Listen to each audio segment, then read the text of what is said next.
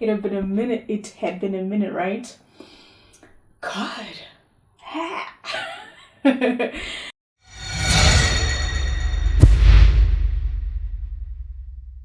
Hey, how are you? I'm good. My name is the Queen Dre, but please call me Dre, and welcome to Views from the Skew, that place where we give unpopular opinion on world issues and some daily lived experiences to help us better our personal making decisions. If you're new, welcome. Remember to give us some love by liking the video or subscribing to the channel. And if you're a skewer, welcome back, fam.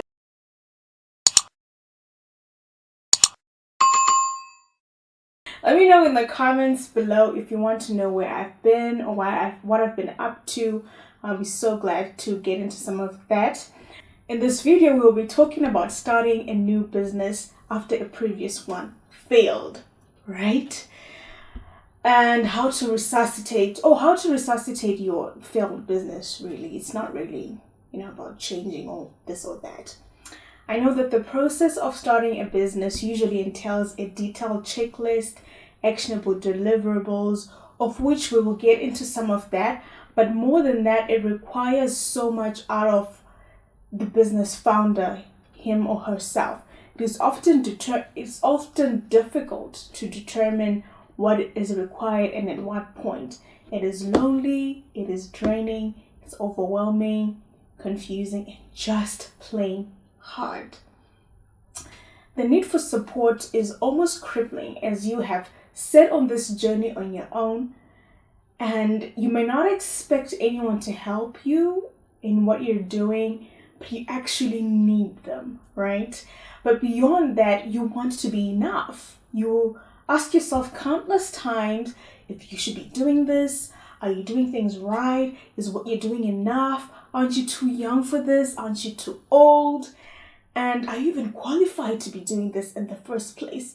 Is there something that you should know that you don't know? And can you actually do this? We'll be working through some of those questions today. And the end goal is equipping you with the right tools you need to get on, especially when you don't feel like doing it, right? To begin, let me say I tried to build a business once when I was a student. Student entrepreneur is what they called me. It was going to be this tech tool that would revolutionize students' accommodation in Zimbabwe. Such a big goal. What nobody ever saw is how terrified I was. That idea got me into many rooms no one that age had any right or business to be in. And the more I networked, the less I believed I could pull through with this. Things got so bad for me, I couldn't think of my role without thinking of how unfit I was to do it. Fast forward, I moved to Harare. I had been in Bulawayo before that, and I wanted to test to see if the Bulawayo model would work in Harare as well. We tried working in Gweru, then in Harare. I got an investor in everything. Can you believe it? People actually believed in what I was selling. Just as we were about to start what would have been the most defining project of my career if I had gone, in that direction, I backed out on it. Yeah. We just received capital outlay in tens of thousands of dollars, and we needed to make enough to operate the business as well as to pay it back with return to the investor. I grew cold feet, I'm not gonna lie. I couldn't go through with it. And that was the last meeting ever that I held in the name of that business. And do I ever look back and regret it? No, I don't. I think mostly because 6 months from walking away from that deal, the USD economy here in Zimbabwe collapsed, right? And things have become worse since. So you can imagine everybody who's been in business since trying to make things work in a multi-currency economy, and you've got somebody that invested in you years ago, you still need to repay in the currency that they paid you in, sis. It was scary. It was so scary for me. Needless to say, there are many people who are thriving in business in the same economy, and many of us still deemed it unworkable, if that's even a word. I think I made that decision based on how much I trusted myself to handle it. And it was obvious that I didn't. Before someone says, I know, I do appreciate myself for being frank with myself that time. Otherwise, I never would have been able to start a career doing something that I actually love. I would have been in a long-term relationship, paying back monies, or at least trying to pay back those monies, meeting goals and deadlines. And that's not really the kind of life that I wanted, my career to be about. And I'd watched Silicon Valley, okay? Like, Silicon Valley taught me some very difficult lessons with regards to ambition and innovation, and how much we need to face reality at some point. There's no problem in saying no. And, there's more that comes with investment than revenue and profit generation. Like I said to you before, it's a long-term relationship. You need to be in it for the long haul. And when your investor says, Audrey, I'm pulling out, if they have the right to say that, you need to be able to pay back what you owe them, or at least get somebody on board to cover for that. So how do you start a new business when you have experience telling you what it's like for you to run a business? You know yourself, you know the kind of business person you are, your discipline, your key skills, your weaknesses, and all of that. First things first, be brutally honest with yourself. I cannot emphasize this enough.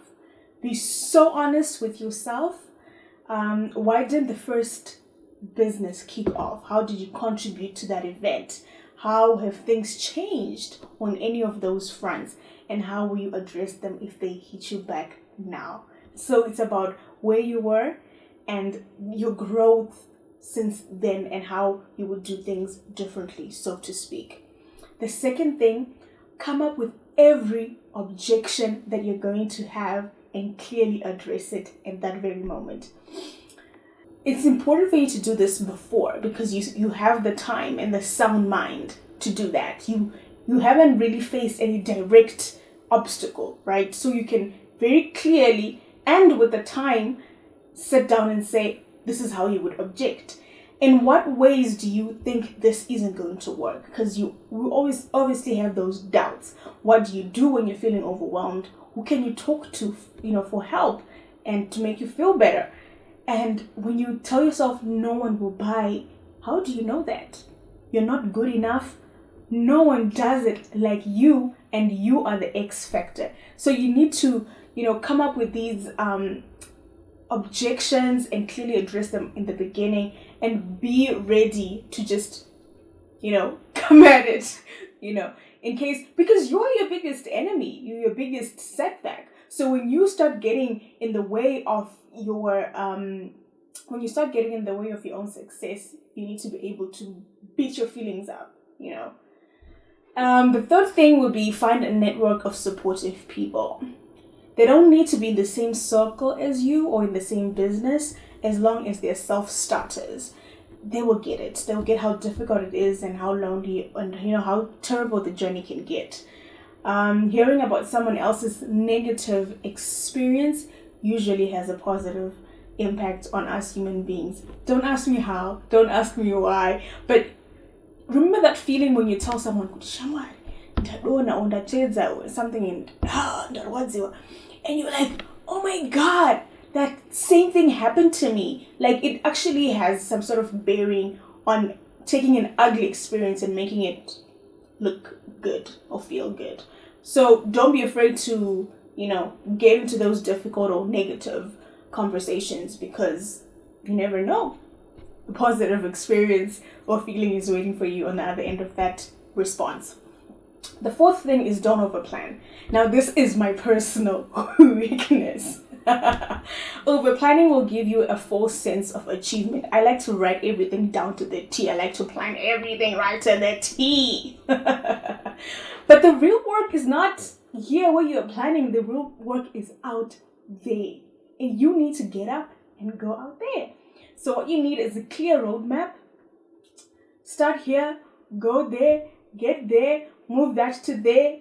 Have some templates to help you figure out what you need at the beginning. But then don't, overstay that phase of the business. I have some templates that I've used to help me figure out the business, financial, and operational models, and they're available for you in the description box below. Just click on the link and you can download all of them. They're on Excel and you can use them when you're offline. And let me know if you want me to go through each of the models and explain them in the comments, and I'll be happy to do a separate video on just that. Now, the last but not least is allow yourself to feel everything. I consider myself a little bit higher up on that emotional spectrum. So managing my emotions is very important because I'm sensitive to changes. And I take the time I need to pep talk myself, to cry out any negativity, shake off the nerves. And this is important when you interact with people because you want to begin long-lasting relationships. So if you're not okay, your relationships will not be okay. And remember that vibes don't lie. That's it. My 5 tips for starting a new business after the first one fails. What else do you think is useful that I didn't mention? Leave a comment. I love talking to you guys. And until the next time, please remember you're everything you need to be what you want. And you have this figured out. You can do it. Goodbye.